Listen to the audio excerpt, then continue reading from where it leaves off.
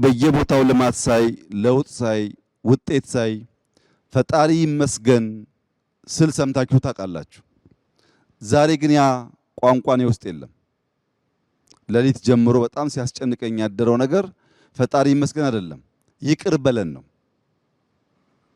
ውስጤ እንደዛ ይሰማኛል። ይቅር በለን አንተ ውሃውም ሰጥተሃል፣ መሬቱም ሰጥተሃል፣ ጫካውም ሰጥተሃል፣ የቀረብን ነገር የለም።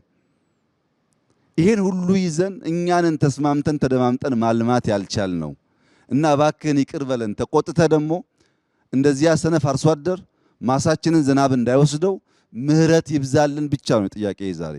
ምክንያቱም ለማመስገን ብቃቱ የለኝም። እዚህ ሁሉ ነገር ላይ ተኝቼ በሴፍቲኔት የሚኖር የሚራብ ህዝብ ዜጋ ሆኜ ፈጣሪ ይመስገን ይሄን ስለሰራን የምልበት ቋንቋ አንደበት የለኝም። ምህረት ብቻ ነው።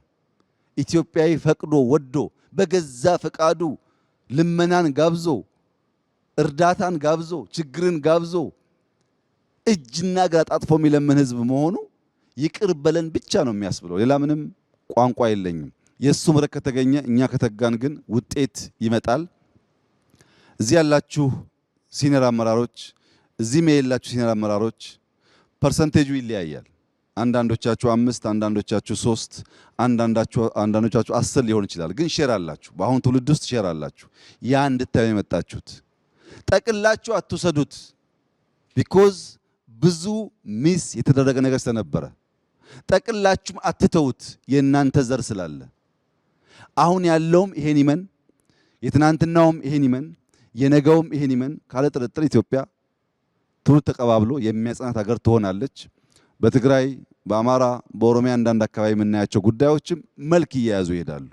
ኢትዮጵያ ውስጥ ዛሬ ልጠቅልል የሚለውም ኢትዮጵያን አላወቃትም፣ ልገንጠል የሚለውም ኢትዮጵያን አላወቃትም። መገንጠልም መጠቅለልም አይሰራም። መስማማት፣ በትብብር ሁሉም ያለውን ሀብት እያወጣ እንዲለማ አድርጎ መኖር ብቻ ነው የሚያዋጣው። ይሄን መገንዘብ አለመቻል ነው ችግር ያመጣብን። ለምሳሌ ልገንጠል ብሎ ከሰሜን እስከ ደቡብ የተደራጀ ፓርቲ አለ። ከነዚህ ውስጥ አንዱም ሀገሩን አያውቅም፣ ህዝቡን አያውቅም፣ ባህሉን አያውቅም። የነጻድቃን ቲፒኤልኤፍ ልገንጠል በሚልበት ሰዓት እርግጠኛ ሆኜ የምነግራችሁ እነዚህ ወጣቶች በዛ ዘመን ትግራይን ባህሉን በደንብ አያውቁትም። እልህና ቁጣን ያላቸው እንጂ የበቃ እውቀት አልነበራቸውም። ኦነግ ቅድም ሌንጮ እንዳለው እንኳን ኦሮሚያን መገንጠል ቀርቶ የትውልድ ስፍራውን እንኳን በትክክል አያውቀውም። ባሌን አያውቅም። ሌላውም ነፃ አውጪ ይኸው ነው፣ የሶማሌውም የምናምኑም በትክክል ባህሉን አገሩን ሳያውቅ ነው ነፃ ልውጣ ብሎ በጋራ መኖር ስንችል መከፋፈል ይሰበክ ነው ማለት ነው። ልጠቅልል ባዩም ዘመን አያውቅም። አሁን ባሌ ይጠቀለላል? አይጠቀለልም እኮ ብትፈልግም ባትፈልግም አይቻልም። አለፈ ያ ታሪክ። ከኋላ ጋር መታሰር አያስፈልግም። ትቶ ዛሬ መኖር ያስፈልጋል። ምን ጠቀልላለህ? እንኳን ልጠቀልለው አታውቀውም።